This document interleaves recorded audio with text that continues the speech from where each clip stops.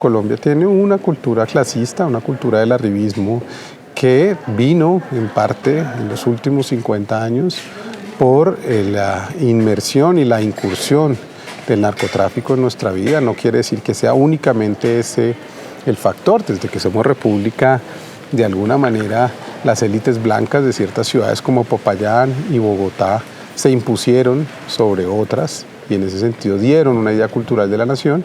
Pero en los últimos 50 años esa cultura del arribismo, del dinero fácil, del que tiene más, es mejor,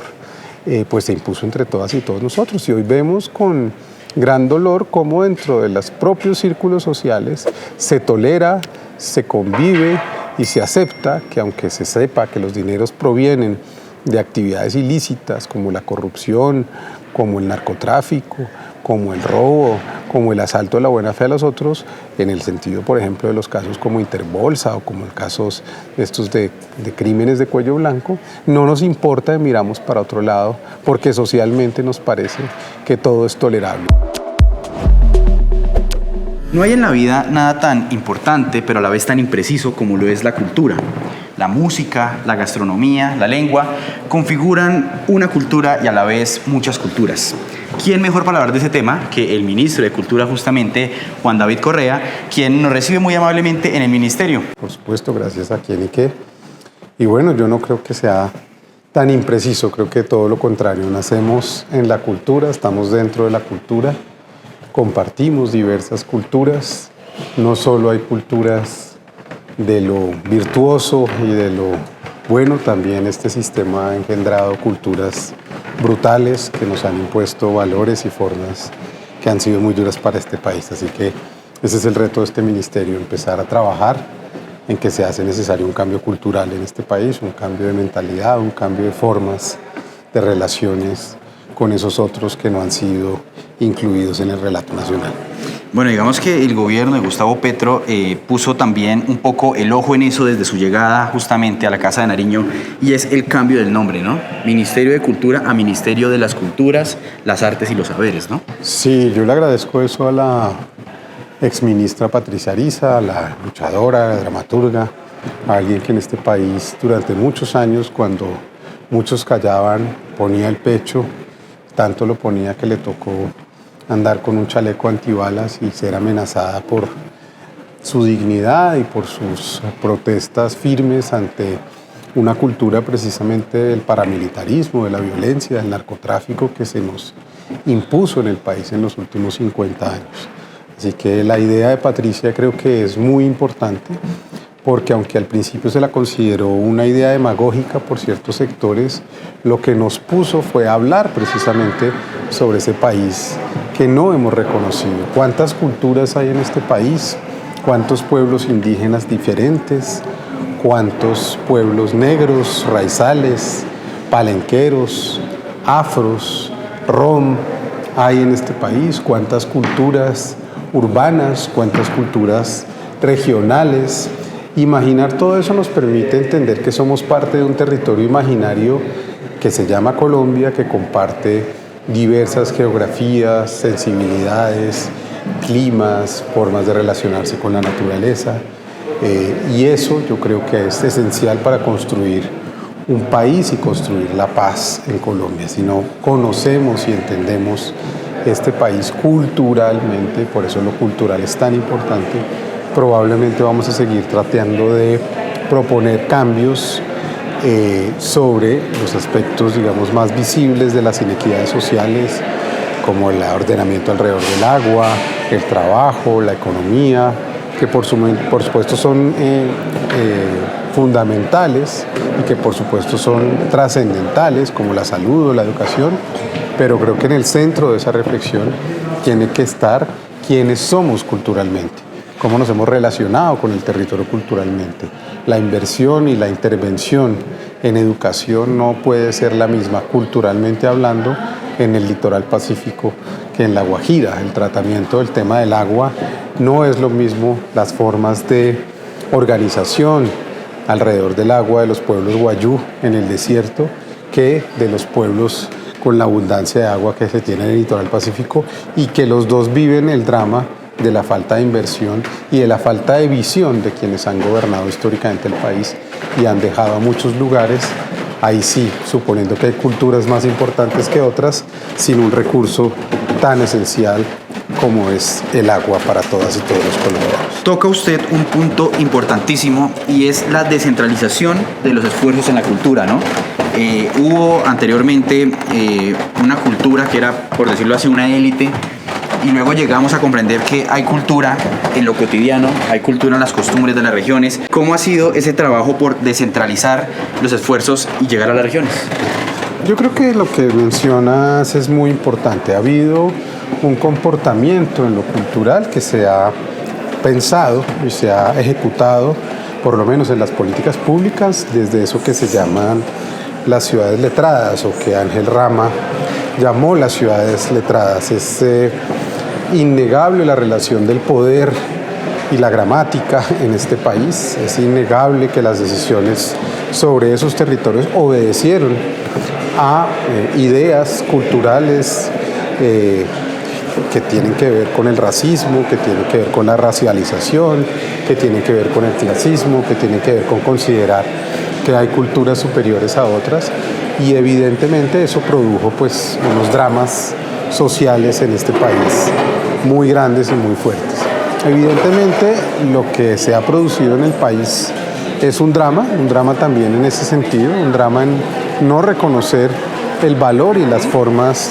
poderosas de esas otras culturas y el nivel de acceso que tendrían que tener a los recursos que son absolutamente de todos los colombianos. En ese sentido, esa es la propuesta de este gobierno, entender que la realización de esa idea de relato nacional como el que yo estaba hablando antes pasa por supuesto también por imaginar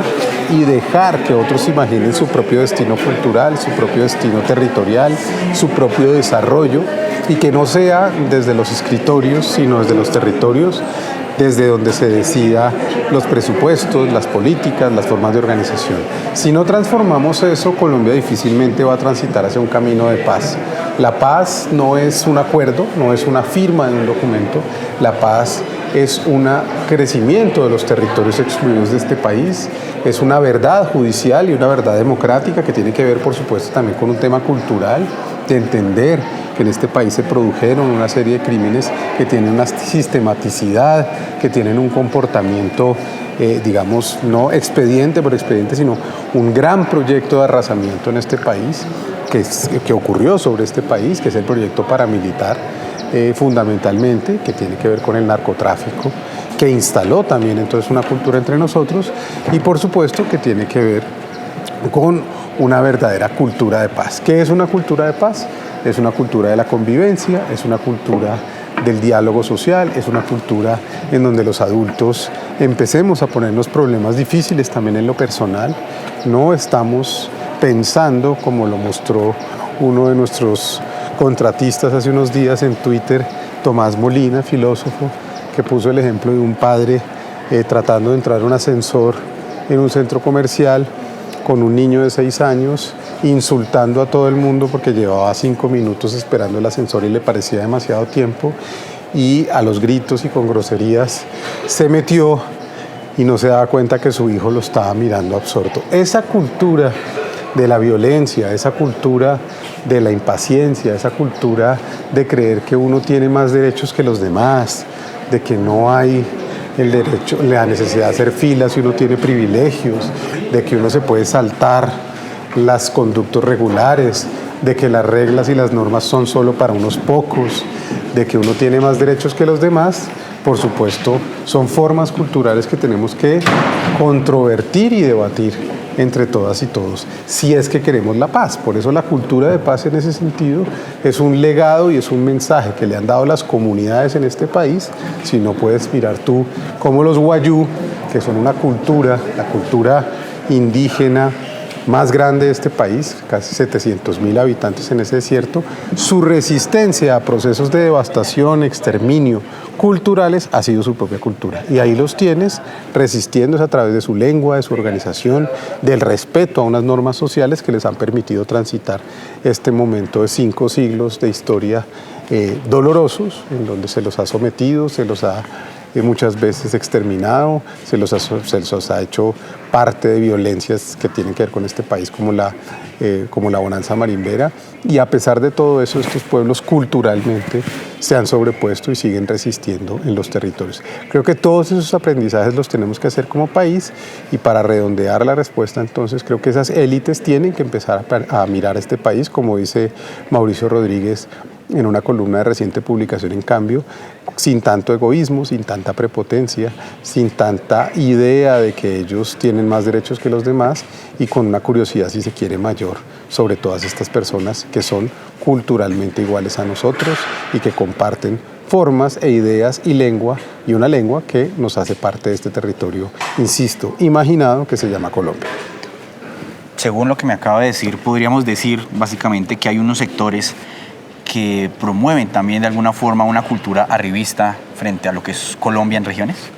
Total, Colombia tiene una cultura clasista, una cultura del arribismo que vino en parte en los últimos 50 años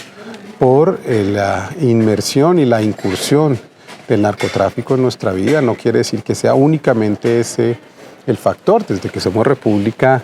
de alguna manera, las élites blancas de ciertas ciudades como Popayán y Bogotá se impusieron sobre otras, y en ese sentido dieron una idea cultural de la nación, pero en los últimos 50 años esa cultura del arribismo, del dinero fácil, del que tiene más, es mejor,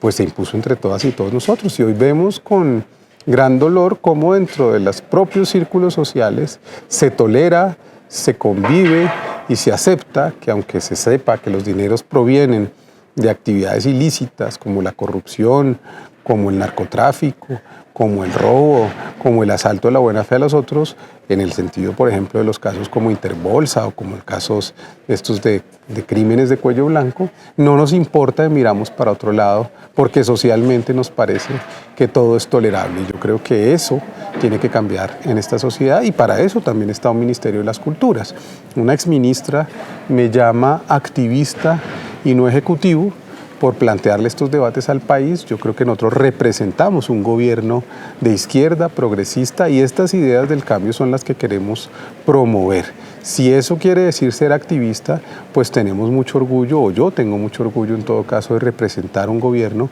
que está promoviendo ese cambio. Y el cambio, aunque es complejo, aunque quiere decir cambiar las instituciones, porque eso es una cosa muy difícil, también te quiero decir que el cambio ya está ocurriendo, que haya una mujer negra, que haya un hombre de clase media como yo aquí al frente de un ministerio, que haya un presidente que no tiene un delfinazgo, una dinastía familiar que lo haya traído al poder. Quiere decir que hay un cambio en Colombia y que la emergencia de nuevos poderes populares ha traído unos nuevos liderazgos a este país, y eso hay que celebrarlo porque creo que son cambios culturales importantes y definitivos para una sociedad. Bueno, ministro, como usted lo mencionaba, son 2 años del gobierno del cambio, el presidente Gustavo Petro, casi 1 año también de su llegada a esta cartera. Es indudable hablar de ese momento, o inevitable hablar en ese momento, de los principales logros de la cartera de Cultura en este tiempo, ¿no? ¿Qué nos puede contar en esa materia? Lo principal es un cambio de mirada, una mirada hacia los territorios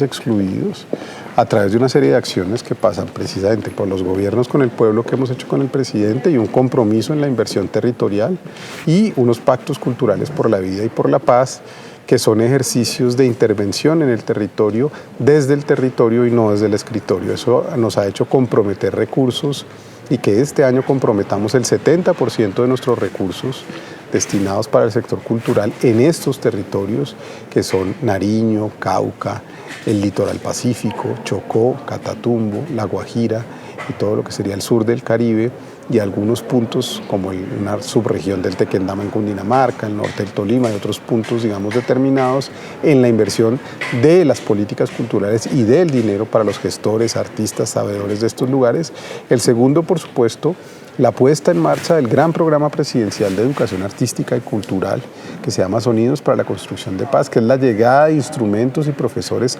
a los colegios de Colombia, este año a 1.535 colegios, con instrumentos formadores musicales. ¿Por qué? Porque creemos que un cambio de sensibilidad es un cambio de posibilidades. Si no hay un cambio desde la infancia, no se va a producir un cambio social en el país. En ese sentido, esa idea del presidente, que ya la hizo en la Bogotá humana y la quiere llevar al país, es un cambio trascendental, apostándole al futuro, por supuesto. No es solo por decir que vamos a llegar a 5.000 colegios en estos 2 años que nos faltan, sino por insistir en que ojalá otros gobiernos que vengan por delante acepten esto como una política de Estado y cambiemos la sensibilidad de los niños. Cuando se cambia la sensibilidad de los niños, se cambia la cultura. Cuando los niños tienen acceso a otro tipo de sensibilidades en sus colegios, se cambia la cultura, se cambia la manera de relacionarse dentro de un mismo curso, se aprende a trabajar en conjunto, se aprende a tocar una armonía juntos, se aprende a ceder el turno, se aprenden muchas cosas a través de la música y de los procesos artísticos.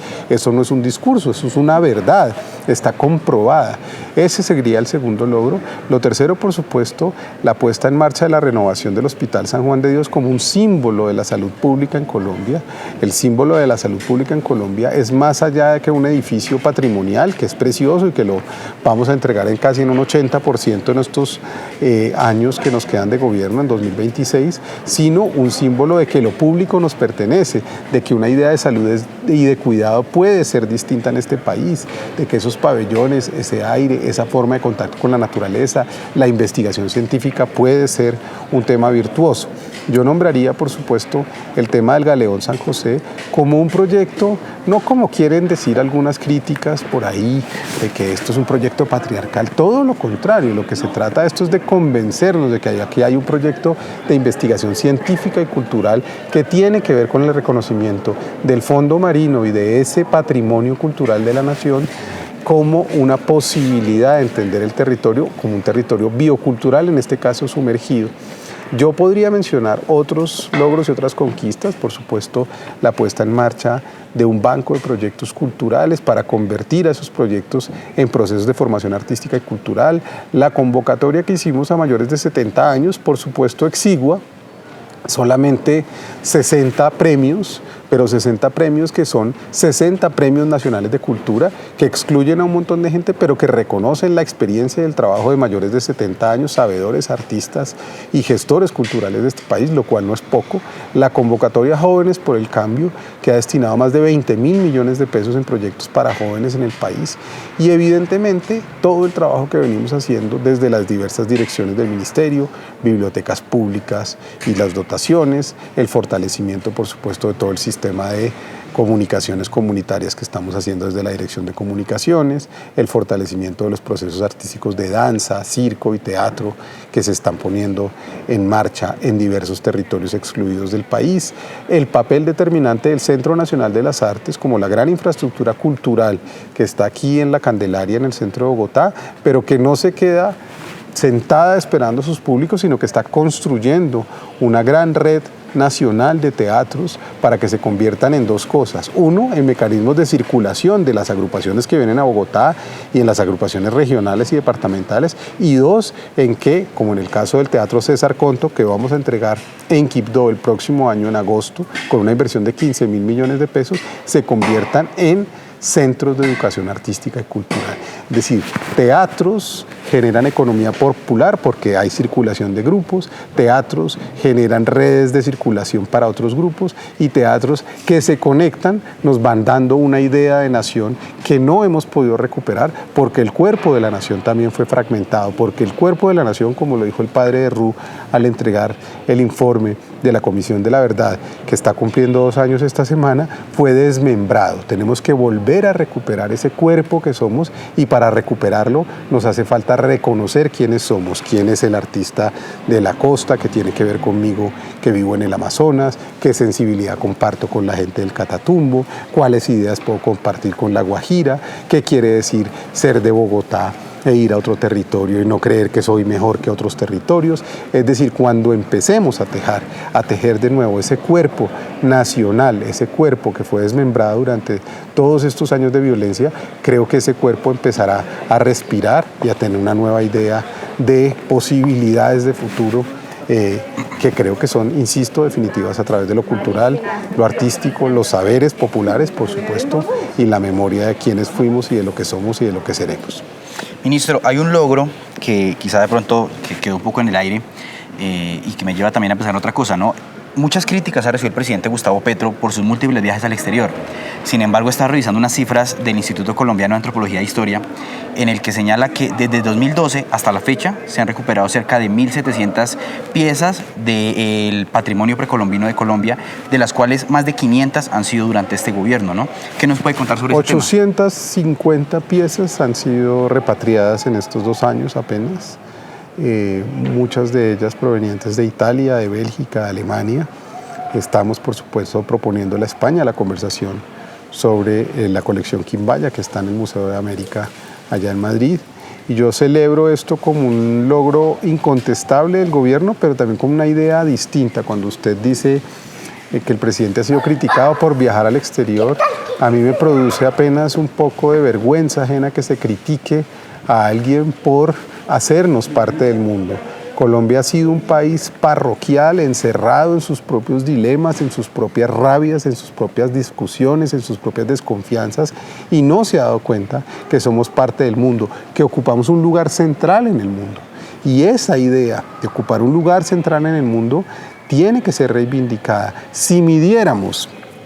ya no en Producto Interno Bruto, económicamente el país, sino en diversidad, seríamos el segundo país más megadiverso del mundo. Es decir, somos una potencia incontestable, real. Eso que está haciendo el presidente, que es señalar el camino que tenemos definitivo en la acción de la emergencia climática que ya existe en el mundo, creo que es un gesto de futuro, de posibilidades, de apertura mental. Claro, estar a la vanguardia siempre va a costar, estar adelante siempre va a ser objeto y motivo de burlas para unas élites enquistadas que creen que todo lo que se haga y se diga más allá de estas fronteras son butades, son tonterías sin sentido, son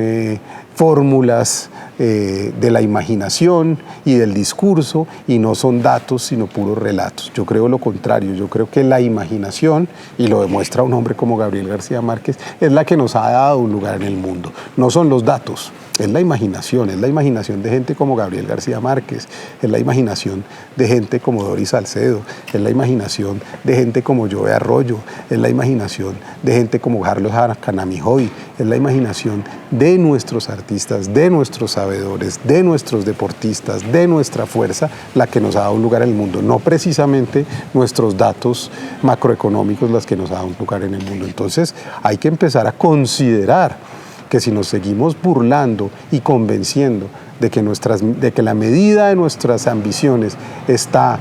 es proporcional a unos cuantos barrios de 4 ciudades, de este país y a 5 o 10 colegios que las conforman, estamos condenándonos al fracaso. Este país es potente. Cuando uno va a cualquier territorio se da cuenta de eso, y es incontestable la fuerza de este país, de su naturaleza, de su gente, de su inteligencia y de la resiliencia que ha tenido frente a una situación de violencia que la ha arrodillado y la ha vuelto realmente pedazos, como ha ocurrido en ciertas regiones del país. Bueno, ministro, durante su gestión han ocurrido importantes fechas para el país, 70 años de la televisión, 100 años de la vorágine. Quisiera empezar por la televisión, ¿no? ¿Qué está haciendo el Ministerio de Cultura para conmemorar esta fecha, los 70 años de la televisión en Colombia? Lo primero fue reconocer, por ejemplo, un sector que no había sido reconocido históricamente, que fue el sindicato de la televisión colombiana olvidado, sindicato ACOTV, que tuvo que ser cerrado una vez se privatizó básicamente la televisión en el país. Y en ese sentido produjimos un libro con ACOTV para celebrar desde esa mirada de los 70 años de la televisión. Lo segundo fue, por supuesto, producir un número de Gaceta, la revista que recuperamos también en esta gestión. Y recuperamos, es importante la palabra, porque para nosotros no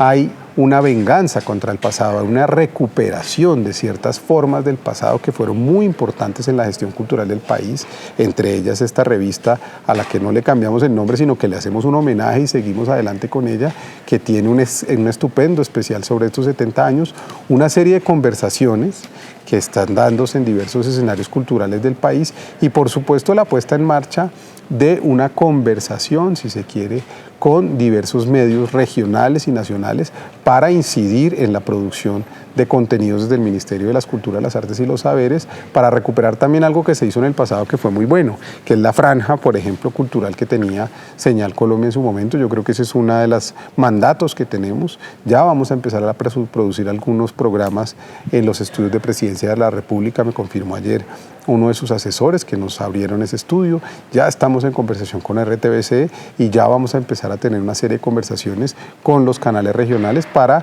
que esos 70 años de la televisión se vuelvan un comienzo de la acción en comunicaciones por parte del Ministerio de las Culturas y todas las personas que están haciendo comunicación en las regiones del país. Y en cuanto al tema de la vorágine, pues es un centenario para abrir la conversación nacional. Publicamos una biblioteca de 10 títulos pensando en abrir precisamente esa conversación. Lo central es el título de Rivera, por supuesto, que se publicó en 1924,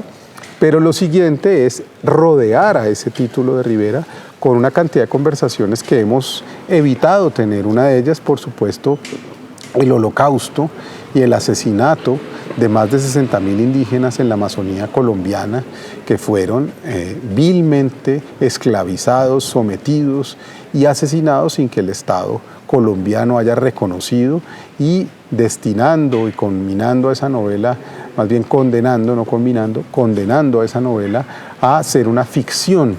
nada más que una ficción escolarizada, cuando esa novela se propuso también desde lo simbólico como una forma de protestar a un estado de cosas que había sucedido desde finales del siglo XIX en varias regiones de la Amazonía colombiana. En ese sentido, la vorágine se ha convertido en la posibilidad de tener diálogos, también lo hicimos en Gaceta y lo estamos haciendo en varias ferias nacionales e internacionales, sobre conversaciones que pasan por la recuperación y la dignificación de nuestros pueblos indígenas, la mirada sobre el territorio de la Chorrera que sigue abandonado y en un estado deplorable, y así un sinnúmero de posibilidades que entrañan los objetos culturales, como los libros, en este caso el gran libro de José Eustacio Rivera, publicado, insisto, en 1924. Ministro, finalmente, hace poco tiempo pues fue un poco polémica la declaración de patrimonio del sombrero de Carlos Pizarro, y se conoció que también el ministerio anuncia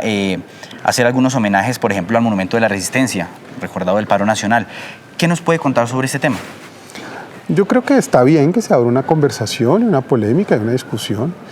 Esa es otra parte del cambio, que en este país se pueda disentir, que en este país se pueda decir no estoy de acuerdo y no se tenga uno que exiliar o lo tengan que matar o amenazar. Está bien, uno puede estar en desacuerdo con lo que proponen los gobiernos, pero al estar en desacuerdo no quiere decir perder los ojos, no quiere decir irse del país o no quiere terminar en una fosa común. Al contrario, se puede conversar y se puede hablar y podemos hablar. Nosotros, y ahí sí hablo como gobierno, podemos defender unas ideas que vinimos a representar. Y en el caso del sombrero, en este reconocimiento como patrimonio cultural, lo que quisimos señalar y decir, uno, es una protección a un objeto que estaba recién llegado del exterior y que había que reconocer alrededor de una resolución para que pues quedara protegido. Lo segundo,